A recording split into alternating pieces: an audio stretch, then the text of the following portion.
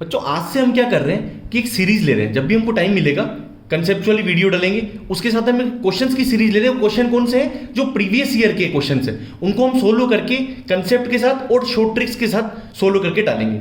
पहला क्वेश्चन क्या है कि two coils having self inductance of 10 henry and 15 henry are connected in series adding connection.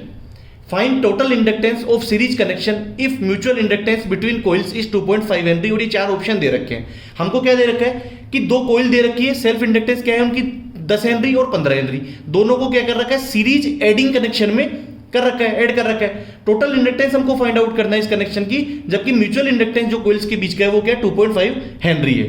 ठीक है, अब क्या हो रहा है कि यहां पर देखो L1 हमको क्या दे रखा है सेल्फ इंडक्टेंस 10 हेनरी, L2 क्या दे रखा है हमको 15 हेनरी। ठीक है, हो गया। अब म्यूचुअल इंडक्टेंस क्या दे रखा है हमको कॉइल्स के बीच का M, म्यूचुअल इंडक्टेंस क्या दे रखा है 2.5 हेनरी। अब इंपॉर्टेंट क्या है इसमें कि सीरीज एडिंग कनेक्शन दे रखा है, मतलब ये कॉइल्स जो है वो सीरीज में ऐड हो रही है। मतलब क्या हो रहा है कि जो L इक्विवेलेंट लिखेंगे हम वो यहां पर क्या लिखेंगे, जो सीरीज कनेक्शन का जो टोटल इंडक्टेंस फाइंड आउट करना है L इक्विवेलेंट जो होगा वो क्या होगा L1 प्लस L2 प्लस का 2M। देखो ये जो सीरीज एडिंग कनेक्शन है इसकी वजह से हमारे पास यहां क्या आ गया प्लस आ गया। अदरवाइज अगर ये सीरीज ओपोजिंग होता तो माइनस आता। समझ गए आप? मतलब क्या है कि हमारे पास जब सीरीज एडिंग कनेक्शन दे रखा है तो हमको क्या करना है L1 प्लस L2 प्लस का 2M।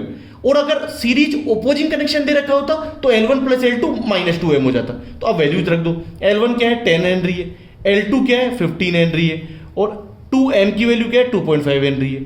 तो L इक्विवेलेंट यहां से क्या आ गया 10 प्लस 15 क्या हो गया 25 हो गया, 2.5 इंटू 2 क्या होगा 5 हो गया। तो 25 प्लस 5 क्या हो गया 30 हेनरी।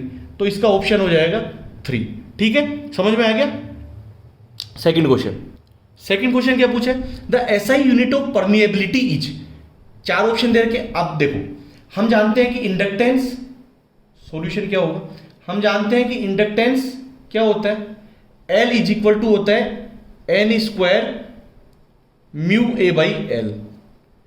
N क्या है नंबर ऑफ टर्न्स, म्यू क्या है परमिएबिलिटी, A क्या है एरिया, L क्या है लेंथ, N क्या है नंबर ऑफ टर्न्स। इसकी कोई यूनिट नहीं होती है, नंबर ऑफ टर्न्स है। म्यू क्या है परमिएबिलिटी, म्यू क्या है परमिएबिलिटी, A क्या है एरिया और L क्या है लेंथ। किसी भी कोइल की मान लो, सपोज कोइल की कर रहे हैं तो ठीक है। अब देखो यहां से म्यू क्या आ जाएगा L into L divide by N square और एरिया। अब ये तो यूनिटलेस है। इंडक्टेंस की यूनिट क्या होगी, इंडक्टेंस की यूनिट यहां पर होगी हेनरी, इंडक्टेंस की यूनिट क्या होगी हेनरी। L की यूनिट क्या होगी मीटर, ये यूनिटलेस है और एरिया की क्या होगी मीटर स्क्वायर। तो यहां से क्या आ जाएगा henry into metre divide by metre square. तो एक मीटर से एक मीटर कैंसिल हो गया, तो म्यू की यूनिट क्या आ गई यहां पर हेनरी पर मीटर। तो ऑप्शन क्या आ गया डी आंसर। थर्ड क्वेश्चन क्या है, in case of sinusoidal current the unit of amplitude. Sinusoidal current कोई दे रखी है, उसमें एम्पलीट्यूड की यूनिट देखनी है। चार ऑप्शन दे रखा है। अब देखो साइनोसोइडल जो होता है, जैसे सपोज साइनोसोइडल करंट लिखी है अपन ने I is equal to I M sine omega T plus 5। तो ये यहां पर क्या है, ये करंट है साइनोसोइडल करंट। आई एम क्या है पीक मैग्नीट्यूड, आई एम क्या है पीक मैग्नीट्यूड और इसको हम कहते हैं एम्पलीट्यूड। आई एम क्या है पीक मैग्नीट्यूड है और इसको हम बोलते हैं एम्पलीट्यूड। ओमेगा क्या है रेडियन पर सेकंड में क्या है एंगुलर फ्रीक्वेंसी है, रेडियन पर सेकंड यूनिट है, इसमें एंगुलर फ्रीक्वेंसी है ये। टी क्या है टाइम है और फाई क्या है फेज एंगल है। तो यहां पर क्या होगा कि जो आई एम है ये क्या पीक मैग्नीट्यूड एम्पलीट्यूड है, तो इसकी करंट जो आई एम है इसका एम्पलीट्यूड का जो यूनिट होगा वो भी क्या होगा जो करंट की यूनिट है वही होगी। तो यहां पर क्या होगा कि जो करंट की यूनिट क्या होती है एम्पियर्स होती है। तो जो ये एम्पलीट्यूड जो बोल रहा है इसकी वैल्यू भी क्या होगी, जैसे सपोज लिखा हुआ है 70 साइन 2t प्लस 30 डिग्री, तो जो 70 है इसको अगर जो एम्पलीट्यूड लिखोगे तो इसकी यूनिट भी क्या होगी, जो करंट की यूनिट है, तो इसकी यूनिट भी क्या आ जाएगी, एम्पियर्स आ जाएगी। नेक्स्ट क्वेश्चन क्या कह रहा है कि एक नॉर्टन सर्किट दे रखा है जिसमें 10 एम्पियर का करंट सोर्स है और 15 ओम का रेजिस्टेंस है। ये टोटल मिला के क्या हो रहा है, एक नॉर्टन सर्किट बन रहा है। इसके अक्रॉस हमने एक रेजिस्टेंस कनेक्ट कर दिया 5 ओम का, तो करंट पूछ रहा है 5 ओम में। ये ऑप्शन दे रखे हैं। अब देखो हम पहले नॉर्टन सर्किट बनाएंगे। सॉल्यूशन क्या है, नॉर्टन सर्किट को कैसे रिप्रेजेंट करते हैं, नॉर्टन सर्किट को रिप्रेजेंट करते हैं एक करंट सोर्स, उसके पैरेलल में एक रेजिस्टेंस। ये नॉर्टन सर्किट है, करंट सोर्स और पैरेलल में रेजिस्टेंस। नॉर्टन करंट IN हो जाएगी और ये इसका रेजिस्टेंस RN। अब IN की वैल्यू क्या दे रखी है, 10 एम्पियर करंट सोर्स है with A Norton circuit with 10 ampere current source and 15 ohm resistance, तो RN की वैल्यू क्या आ गई, 15 ओम आ गई। इज कनेक्टेड, ये नॉर्टन सर्किट कनेक्ट है अक्रॉस ए रेजिस्टेंस ऑफ 5 ओम, तो ये 5 ओम के अक्रॉस हमने इसको कनेक्ट कर दिया, तो ये वैल्यू क्या हो गई, R की वैल्यू हो गई 5 ओम। हमको क्या पूछ रहा है, इस करंट इसमें 5 ओम की करंट पूछ रहे हैं। तो अब हम क्या करेंगे कि यहां पर क्या करेंगे, करंट डिवीजन रूल का यूज करेंगे हम।